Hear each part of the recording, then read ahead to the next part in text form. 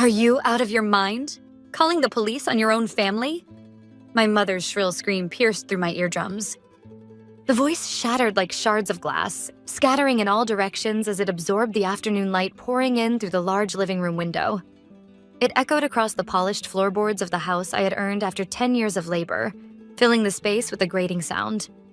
I quietly pressed the end call button on my smartphone and looked up at my mother, whose face had turned bright red as she stood before me like a guardian statue at a temple gate. Her eyes were wide open with rage and disbelief, glaring at me as if I had transformed into some incomprehensible monster. Beside her, my father stood speechless, his gray lips trembling faintly as he watched the catastrophe unfold before his eyes. And near the sofa, my younger sister Brooke had collapsed onto the floor, crying hysterically like a stage actress. "I'm perfectly sane." I answered in a voice so calm it even startled me. I observed myself objectively, checking whether my voice trembled, whether my fingers were shaking. I was fine. Calm. This is undoubtedly my house. Anyone who tries to live here without my permission is a trespasser, even if they're family. That's the rule of society. A few minutes earlier, Brooke had swung open the front door without knocking, marching in like a triumphant general with her 3 children behind her, and declared, "Mom and Dad said it's fine. From today, this is our castle." Her voice carried no malice, no doubt, just a pure assertion of what she believed to be her right. That made me even angrier. This house was my dream home, the living room with its 20-foot ceilings, the beautiful island kitchen. Everything was exactly as I had envisioned for years. But now, toys had spilled out of half-open suitcases and scattered across the floor like landmines, and on my beloved white rug lay the crushed remains of cookies smeared into stains by tiny hands. The walls were scribbled with what appeared to be crayon drawings, abstract, chaotic, like avant-garde art. My sanctuary had turned into a lawless zone in mere minutes, so I called the police. Brooke, still sobbing, screamed at me. "Unbelievable! Monster! Devil! Do you even have a human heart?" Then my father spoke up. "Natalie, that's enough. Your sister is in trouble. As her older sister, it's only natural that you should give in." Natural. That single word burst the dam of self-control I had spent years building deep within my heart. That one word from my father pried open the lid of my memories. My name is Natalie Cooper, 28 years old. For years, as the eldest daughter of the Baker family, I supported them. Natural, you say? Mom, Dad, have you ever once stopped to think about how much risk that so-called natural expectation has carried? My calm yet icy voice made both of my parents fall silent for a moment. I walked over to the cabinet in the living room and took out a thick file from a locked drawer. It was the very record of our family's history of debt. Something I had compiled over the past 10 years, weekend after weekend, alone, sipping coffee in silence while forcing my emotions into submission. I appreciate the financial help you gave me when I bought this house, but that was merely a partial repayment of the loans I covered for all of you. I slammed the file down on the coffee table. With a heavy thud, the contents scattered. Bank transfer slips carefully sealed in plastic sleeves, handwritten IOUs bearing my parents' smudged signatures, and even settlement receipts with photos from Brooke's property damage accident. The mountain of papers spread across the table seemed to expose this family's hidden sins under the harsh light of truth, quietly, yet with an overwhelming presence. Each date, amount, and reason was meticulously recorded in my handwriting. The repayment for Brooke's first failed business loan, $50,000. The online organic cosmetics store she swore would definitely succeed, closed down in just 6 months. And you both told me, failures when you're young are valuable lessons, before asking me to cover her debt. The penalty for her second influencer attempt? $30,000. That was the result of her breaking a corporate contract on a whim. And of course, the one I could never forget, the settlement that changed everything for me. That was 2 years ago. Brooke had caused a property damage accident while driving the brand new SUV our parents had just bought her. In the middle of the night, the shrill sound of the phone jolted me awake. On the other end, my sister's panicked screaming instantly erased any trace of sleepiness. The first person Brooke called was me. "Help me, Natalie, I can't tell Mom and Dad, they'll kill me." Her desperate cries were laced with the faint wail of sirens in the background. Of course, there was no way to keep it secret from our parents. Soon enough, all 3 of them came begging to me in tears. "It'll ruin her future. We'll handle it somehow. Just cover it for now." At that time, my bank account still held the funds I had been saving for my next goal, separate from the down payment for this dream home. Because buying this house wasn't the end. It was only the first stage of my life plan. I had been saving that money to buy my very first investment studio apartment. That is a foundation for my future real estate ventures, and the first step toward achieving true financial independence using this house as my starting point. I couldn't sleep that night. After hours of agonizing, I finally sent the money the next morning with trembling hands. I still remember how heavy my finger felt when I clicked the transfer button, as if I were slicing away a piece of my own future with a single click. Even so, the house was completed just as I had planned. The 20-foot-high ceiling in the living room, the beautiful island kitchen, everything I had ever dreamed of. The funds for the investment apartment vanished into thin air, but I forced myself to accept it, telling myself that if it could bring peace back to my family, then so be it. I could always save again. My life plan was merely delayed a little. That's what I tried to believe. But what truly pushed me into despair was what Brooke said afterward. "I'm saved, Natalie. Now I can film new videos again." She smiled brightly, posing in front of the SUV she had crashed, and uploaded the photo to social media. The post was captioned with frivolous hashtags. "Trouble happened, but I'm back. Thanks, sis." There was no sign of remorse or gratitude on her face. Because of her reckless mistake, the second chapter of my life was wiped clean before it could even begin. From that moment on, my loans ceased to be an act of duty. They became evidence. Evidence I would one day use to settle this toxic relationship once and for all. And the total amount is... I turned to the last page and pointed to the number written in red ink. $127,548 without interest. That's how much it comes to. Now tell me, can you still condemn me after seeing this? I could see the blood drain from my parents' faces. My father reached out with a trembling hand to pick up one of the IOUs, then stopped midway. His fingers hovered in the air as though afraid to touch his own sins. My mother covered her mouth, releasing a faint, broken gasp. They were finally seeing the undeniable proof, how irresponsibly they had feasted on my goodwill and my future. For the first time, they understood that this was no mere sibling quarrel. This was reckoning, a reckoning they could no longer escape. The living room fell into a silence so deep it resembled a graveyard. No one dared to breathe, afraid of what might come next.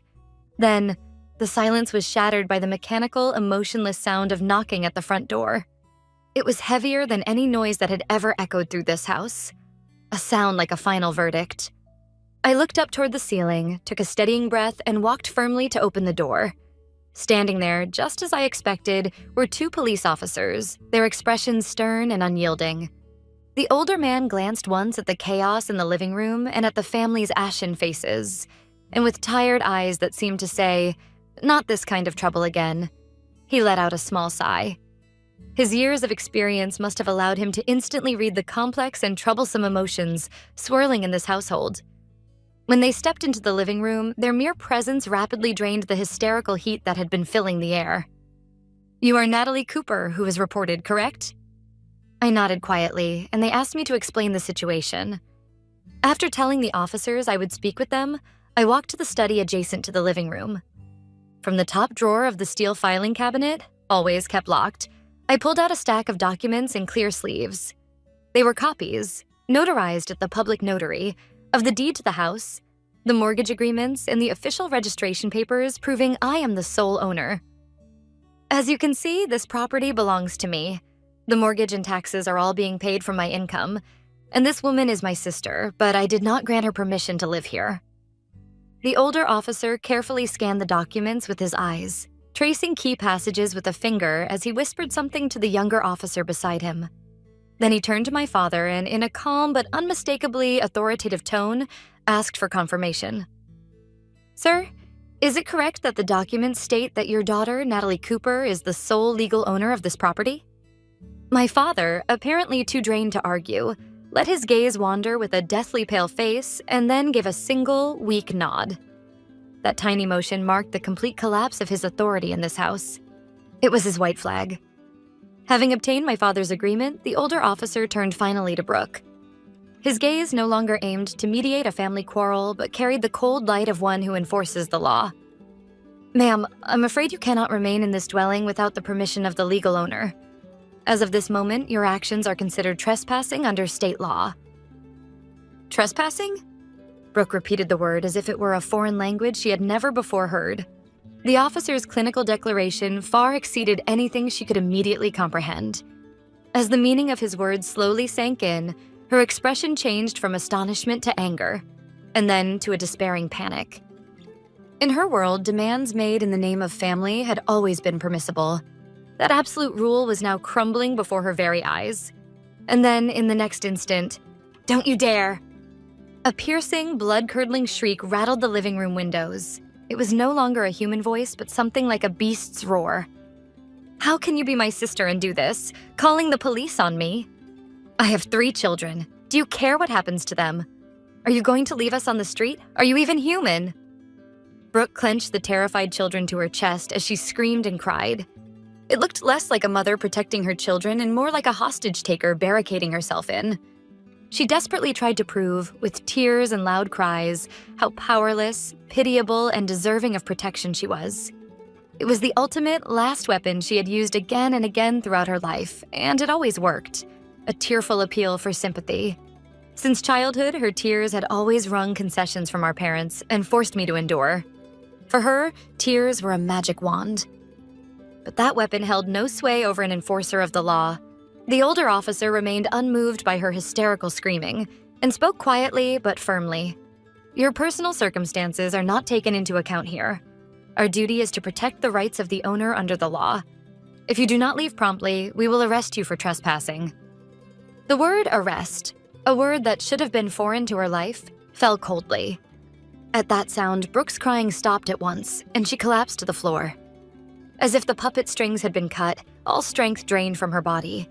In the heavy silence where the adult shouting had died away, the terrified children's intense cries gradually softened into hiccuping sobs. And then, perhaps exhausted in body and mind, they fell into quiet sleep in their mother's arms. The older officer glanced at the silent family, then turned back to me and asked in a professional tone, "Miss Natalie Cooper, I will confirm the owner's intention. What would you like us to do with them from here?" All eyes pierced me. My father's pleading gaze, my mother's frightened look, and my sister collapsed on the floor with hollow eyes. The final decision that would determine this family's fate now rested with me. I took a deep breath and faced the officers. Their gaze no longer saw me merely as a victim, but as the person with ultimate authority here. "I do not want them arrested," I stated firmly. "I only want them to leave this house." The officers nodded and began asking procedural questions. Their words barely registered with me.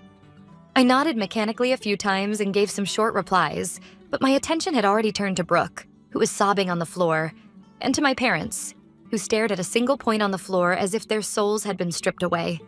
Sensing my state, the older officer quickly gathered his paperwork and finally said, "Understood. The owner's intention has been confirmed. If they do not leave promptly, please call us again." He exchanged a glance with the younger officer, and the two of them quietly moved toward the front door.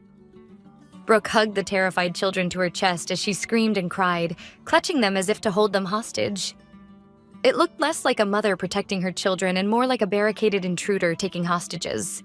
She tried desperately, with tears and loud cries, to prove how powerless, pitiable, and deserving of protection she was. It was the ultimate and final weapon she had repeatedly used throughout her life, and it always worked, a tearful appeal for sympathy. Since childhood, her tears had consistently wrung concessions from our parents and forced me to endure. For her, tears were a magic wand, but that weapon had no effect on an enforcer of the law. The older officer, unshaken by her hysterical screams, spoke quietly, but firmly. "Your personal circumstances will not be taken into consideration here. Our duty is to protect the rights of the owner under the law. If you do not leave promptly, we will arrest you for trespassing." The word arrest, a word that should have been foreign to her life, fell coldly. At that sound, Brooke's crying stopped immediately, and she slumped to the floor. As if the puppet strings had been cut, all strength drained from her body. In the heavy silence after the adult shouting subsided, the terrified children's intense cries gradually softened into hiccuping sobs. And then, exhausted both physically and mentally, they turned into quiet sleeping breaths in their mother's arms. The older officer glanced at the silent family and then turned to me, asking in a professional tone, "Miss Cooper, I need to confirm the owner's intent. What would you like us to do with them from here?" All eyes pierced me. My father's pleading look, my mother's frightened eyes, and my sister collapsed on the floor with hollow eyes. The final decision that would determine this family's fate now rested with me.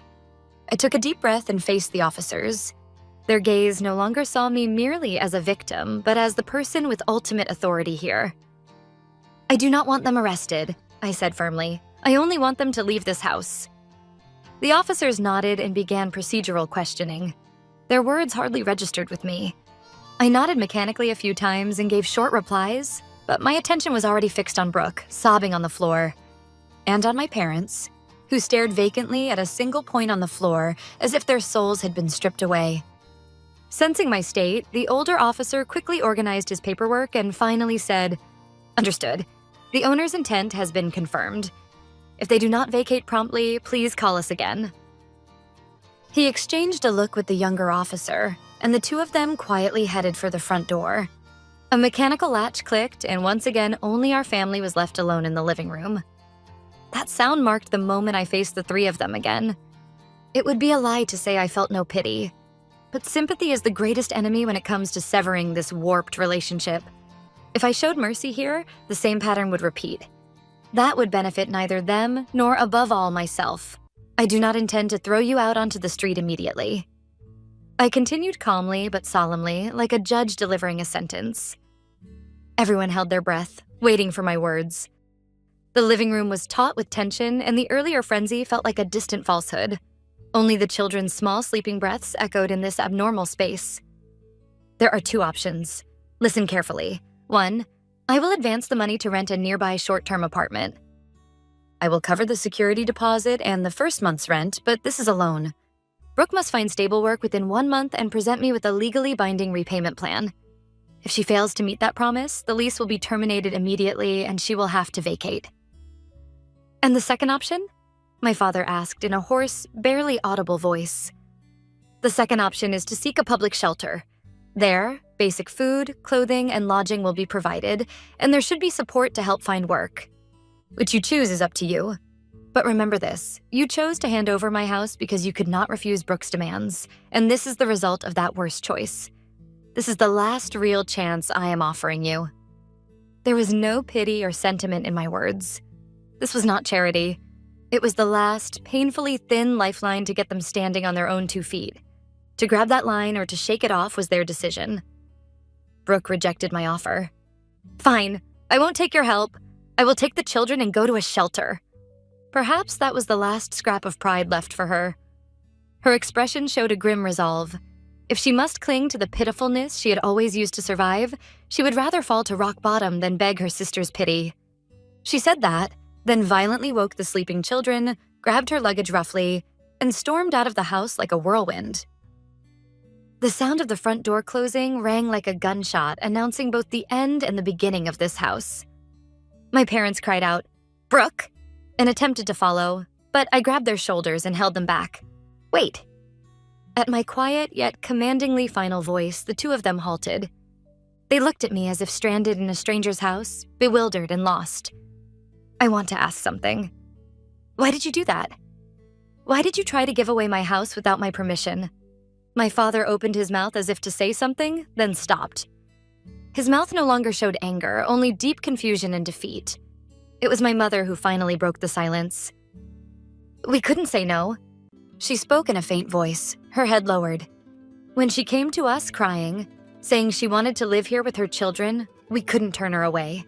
We were afraid of disappointing her." My father continued where she left off. "Brooke has always thrown tantrums whenever she couldn't get what she wanted. To calm her down, we always made you endure things. We spoiled her at your expense. And this time was no different. We're weak, Natalie." It was the truth I had always known deep down, but had never heard spoken aloud from their lips. Every act of financial dependence, every selfish decision, it had all stemmed from their weakness. They said nothing more. No, they couldn't say more. Having confessed their sins, the two of them walked toward the front door in silence, their movements awkward and unsteady, like strangers leaving a house that was no longer theirs. The small metallic click of the door closing echoed unnaturally loud through the wide living room. That sound snapped the taut thread of tension inside me. I sank to the floor and for the first time in my own home, cried quietly, stifling my sobs. That night, I spent the hours alone in the vast, silent living room. For the first 2 days, my phone remained silent. Perhaps it was her final act of pride. During that time, I picked up my phone again and again, questioning myself. Was this really the right choice? But each time, the file of IOUs left on the table silently reminded me that my decision had not been wrong. Then, on the third night, an unfamiliar number appeared on the screen. It was Brooke. "Hello, Natalie?" Her voice was nothing like the hysterical tone I'd heard just days before. It was thin, worn out and trembling. The reality of the shelter. It was so much harsher than I imagined. On the other end of the line, Brooke began to speak haltingly. The smell of disinfectant clinging to the hard vinyl cot. The constant noise of a shared room where privacy didn't exist. The sound of someone sobbing in the darkness at night. Her 3 children silently eating the cold, tasteless food they were given. Her youngest son crying after another child took his favorite toy. And the helplessness of being unable to protect him. No one cared about her influencer talent or her dreams of making it someday. No one listened. They simply cast indifferent glances and went on with their own struggles. There, the tricks she had always relied on, sympathy and dependence, no longer worked. Everyone was too consumed by survival to care about anyone else's story. For the first time, I realized how fortunate I've been, she said quietly. I always believed deep down that if I showed up at your house, you'd complain but still take care of me and the kids. I took your kindness for granted, Natalie. Perhaps those were the words I had wanted to hear all along. After a breath, I answered calmly. The first option I offered still stands. If you're truly ready to start over, come to my house in a few days. Alone. We'll sign the contract and discuss what comes next. I heard her gasp softly. Then, with a strained but resolute voice, she said, "All right, I'll come. I promise." For the first time in her life, Brooke was standing on the bare ground of reality without anyone's protection. A few days later, she appeared at my door, just as promised, her face pale and tired. The children, she said, were being looked after by our parents for the time being. We sat across from each other in the kitchen, for the first time, as equals. "I'm truly sorry," she said, bowing her head deeply. "I'll find a job. Any job. Please, give me one more chance. I'll accept every condition you set." Her eyes were sincere. I nodded silently and placed the loan agreement and a list of short-term apartments on the table. Despite my stern tone, I ladled a bowl of warm soup for her. She took one sip and broke down in tears. They weren't manipulative tears meant to draw sympathy. They were genuine tears, of remorse, of acceptance, of someone finally ready to begin again. A month passed after Brooke moved into her apartment and began working part-time at a local cafe. Then, one weekend, my parents came to visit. They looked unusually formal. In my father's hands was an old, dust-covered family album. Sitting together on the living room sofa, he turned the pages until he stopped on one showing me as a child, holding a thick book at the library, smiling proudly. "Natalie," he said softly. My father looked straight at me, his eyes deep within the wrinkles etched across his face. "We relied on you because you always said you were fine. You could do anything on your own and never complained. We told ourselves you were strong enough to endure a little more and that it wouldn't hurt you. That day when Brooke came to us crying and said she wanted to live in your house, we couldn't refuse. We didn't want to disappoint her, so we decided, without even asking you, to offer your home. We've spent our lives spoiling her at your expense. I'm truly sorry." My mother, eyes brimming with tears, spoke next. "When Brooke cried and demanded something, I always got scared and gave in. And deep down, I relied on you to quietly fix everything afterward. Your silence was kindness, but we mistook it for strength. We leaned on that kindness and ran away from our responsibilities as parents. I'm so sorry, Natalie." For the first time, they spoke clearly about the truth behind all the financial dependence, the selfish decisions, and the chain of indulgence. It was the sincere, unvarnished apology I had been waiting for, without excuses, without blame. 6 months later, soft light and the sound of laughter filled the kitchen of my home. Wearing her part-time cafe uniform, Brooke stood at the counter with her children, cutting cookie dough into shapes. From her apron pocket, she pulled out a slightly crumpled pay stub and showed it to me with pride. "Look, Natalie, I already transferred next month's rent. I even managed to save a little this time. The tips were really good." Her smile no longer carried that careless, dependent sweetness. Instead, it shone with the quiet confidence of a woman who had finally learned to stand on her own. Our parents sat on the couch, reading picture books to the grandchildren. Between pages, my mother looked up and said, "Next weekend, we'll help with your garden. Let's plant the tomato seedlings together." They no longer came here to clean up Brooke's messes, but simply to enjoy time as a family. We had begun to build a relationship not of dependence, but of mutual respect. Each of us standing on our own feet, yet supporting one another.